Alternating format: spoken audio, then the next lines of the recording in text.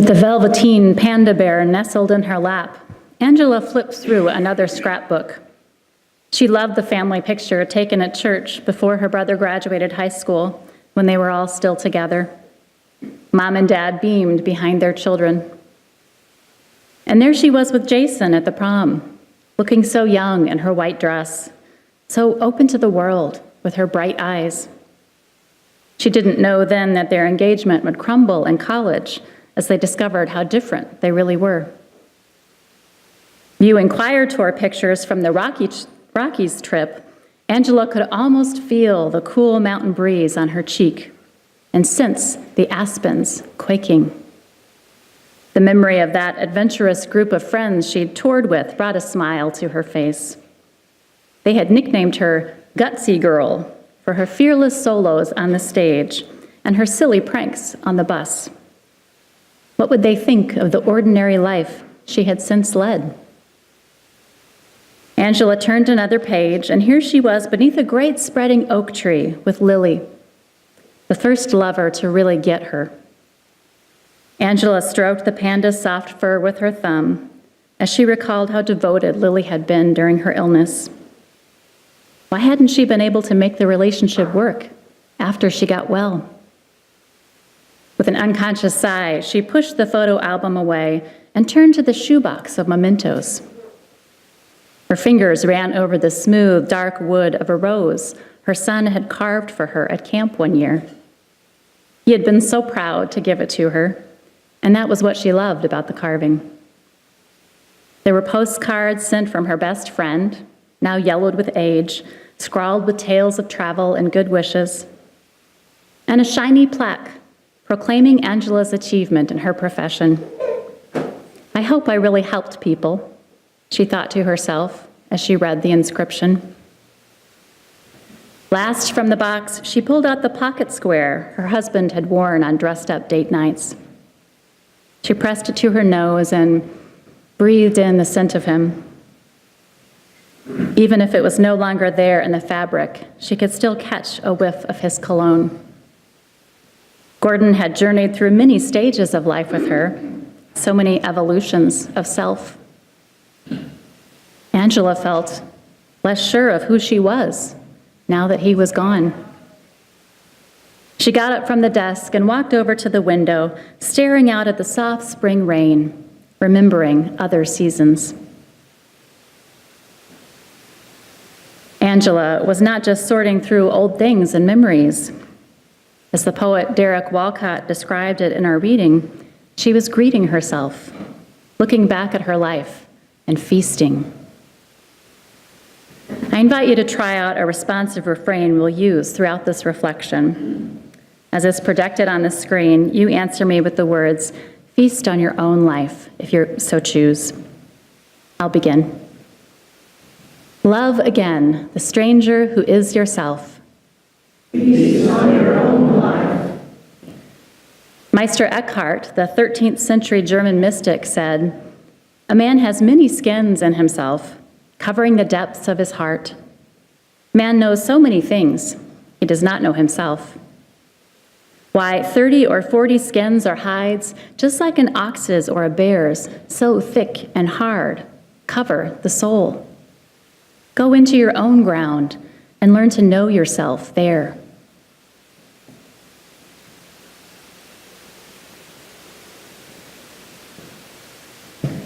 How do you learn to know yourself in your own ground? Friends gather in a circle to share stories, giving meaning to a triumph, a misadventure, or a missed opportunity. Those who journal may find themselves revisiting the same experiences, with new vantage points in time bringing new insights. Memoir is a popular form for many people in their 60s and 70s. The act of telling another the story of one's life allows the writer to make sense of who they are and have been. Amid her old photos and objects, Angela came to understand herself in a new way through this kind of introspection. A new revelation can also shift one's self-perception. A man named Aaron told me, I was taken aback to find out that I had some learning disabilities that explained some of my challenges in high school. Back in the day, I lived in a neighborhood where there was really no help with visual coding disabilities or even my mild dyslexia. He goes on, basically, my family was too poor to be able to afford to have learning disabilities. We just struggled. And if we couldn't make it, we went into the building trades if we were lucky. And by the way, Aaron and other people I'll quote from here on, who are real people, gave permission for their stories to be shared, either by name or anonymously. Aaron observed, learning about my challenges helped me to forgive myself for not being what everyone thought I should be, or what I expected of myself. Later, he says, I learned that I was an introvert. That really caused me to reevaluate what I expected of myself. Letting go of self-images that were inaccurate freed me to persevere and figure out things on my own. Love again the stranger who is yourself. Feast on your own life. I have wondered this. If I met a doppelganger of me and could talk to myself and experience myself the way other people experience me from the outside, would I recognize myself? Or would I seem like a stranger to me? About a year ago, I picked up my voice recorder, which I used on walks to capture ideas. I just kind of walk and talk into the recorder. I discovered some forgotten files from about 4 years before and decided to listen to them. Hearing Avenel, my daughter, half her life ago was fun, but hearing myself was just strange. Some ideas I was excited about then didn't resonate with me anymore in the least. I felt like I was listening to a different person. I think it was around that same time that I wrote these lines as part of a poem. I am layer upon layer of personal history. Even the parts I can't remember are still in me, and yet I am not who I was then. Aspects of me not yet brought forward by life may also be in me. Glinda shared this. I have often wondered how I would handle a very difficult situation, such as a terminal illness. Could I be a strong person? Could I have found someone to take care of my children after my death? Or how would I have survived in wartime? Life has already tested Karen with calamity. She writes, what surprised me about myself was the inner strength, courage, and perseverance I discovered I had after I lost my parents. My dad died suddenly on my mom's 74th birthday, and then my mom was tragically lost 15 months later. Being an only adopted child, I honestly thought I wouldn't make it after I lost my mama so soon after losing my daddy. But, Karen goes on, I found a strength to go on that I never knew I had. Even though I woke up every single day for years in a panic, wondering how to live in the world without them, I managed to get out of bed and go to work and live on. Before they died, Karen explains, I was terrified of speaking in public. After they died, I found my voice. Since then, I have spoken at Gun Sense rallies, and I'm scheduled to speak as a gun violence survivor at the Tarrant County Moms Demand Action annual event this June. Before my parents' death, I never imagined I would have such courage. A person may not know how they will react to difficult circumstances until faced with them. One man was surprised by the strength of his emotion when he lost loved ones. He wrote, the death of my loved ones stirs an anger that scares, shames, frightens me. Don't leave me is my frequent cry. Love again the stranger who is yourself. Feast on your own life.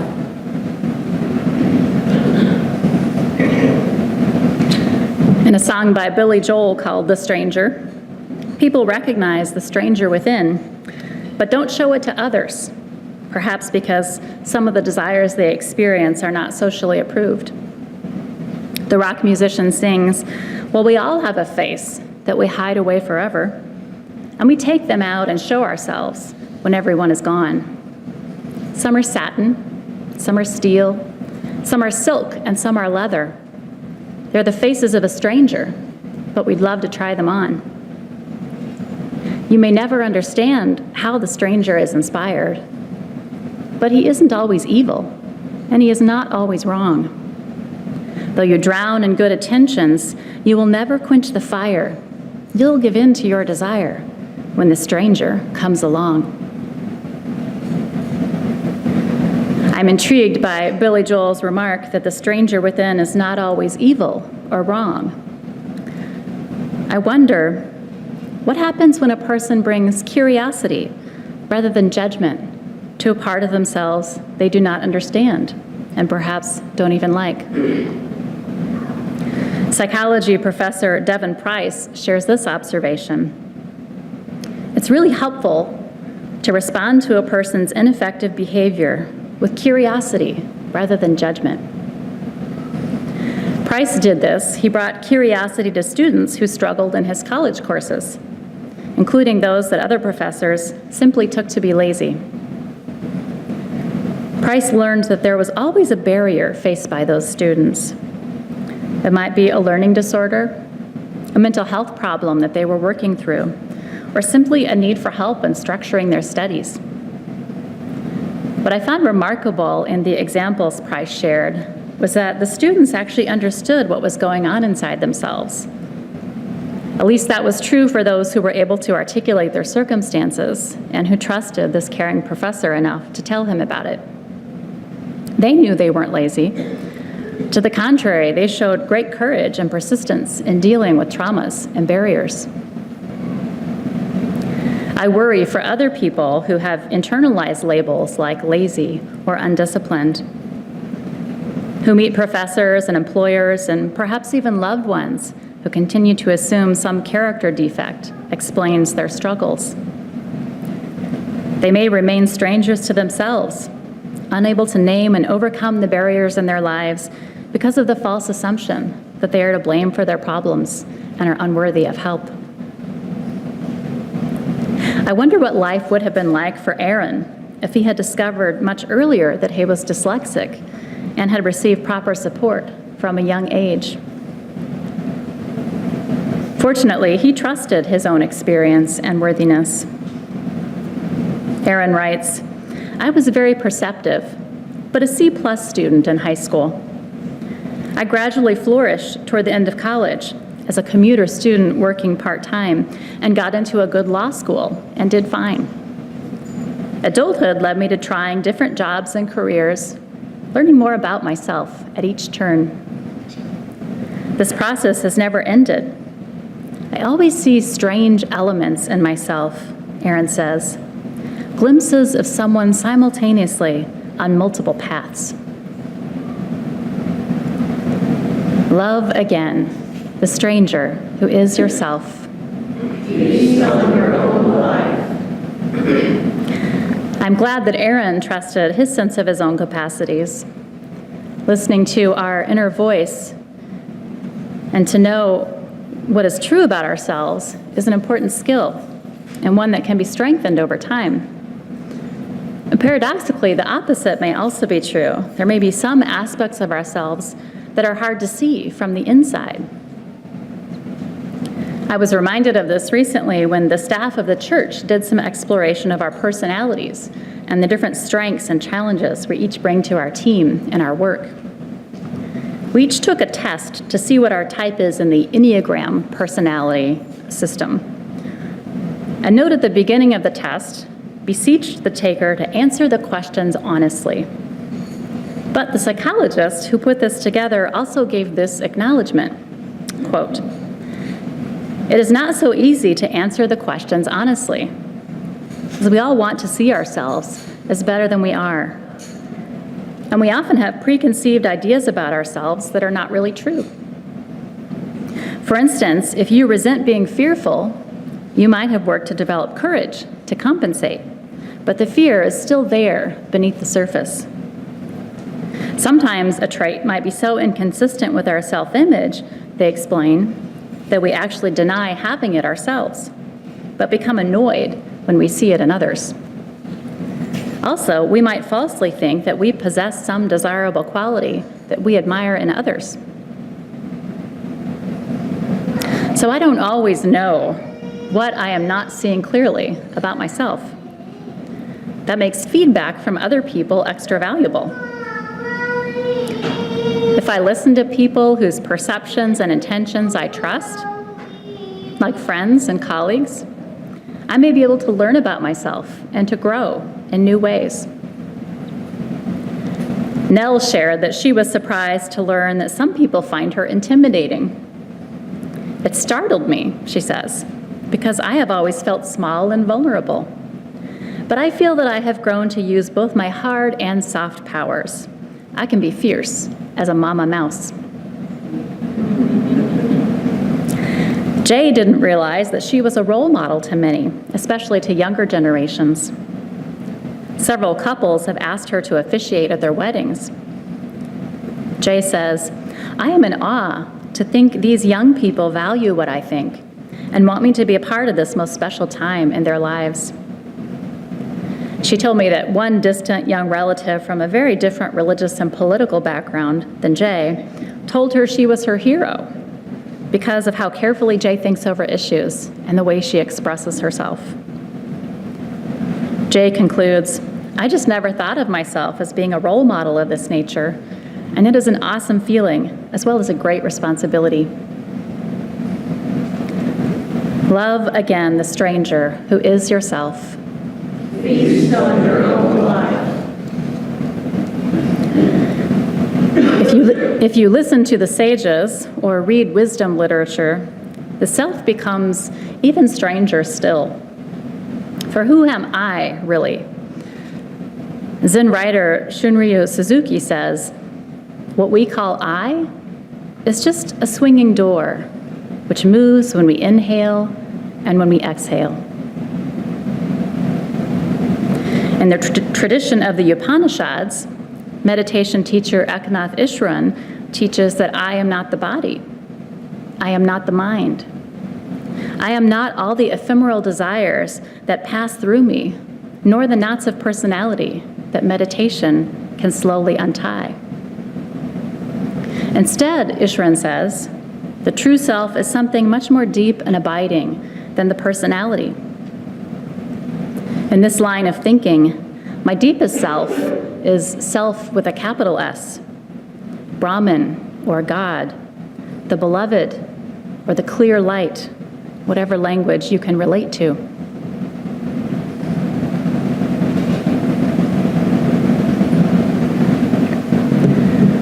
Perhaps the Spanish poet Juan Ramón Jiménez was on a similar wavelength when he wrote the poem, "I Am Not I." Here it is as translated by Robert Bly. I am not I. I am this one walking beside me, whom I do not see, whom at times I manage to visit, and whom at other times I forget, who remains calm and silent while I talk, and forgives gently when I hate, who walks where I am not, who will remain standing when I die. Love again the stranger who is yourself. Feast on your own life. Now, I happen to find this kind of mind-blowing thinking, I am not I, really cool. It can jolt my ego out of its delusions and attachments in nifty ways now and again. But most of the time, I live as if I am this personality, I am this body, I am this heart that loves and aches. And I also happen to believe that loving this embodied human me is a vital part of how I draw closer to the divine I that is also within me. Another person, whom I'll call Jeanette, shared this story. I was astonished to realize about 7 or 8 years ago that I had become depressed. I I thought depression was something that happened to other people. In some ways, a salutary experience because I found out what it feels like. Now, Jeanette says, I can sympathize better with other people who are going through something painful, and I'm more willing to cut them some slack.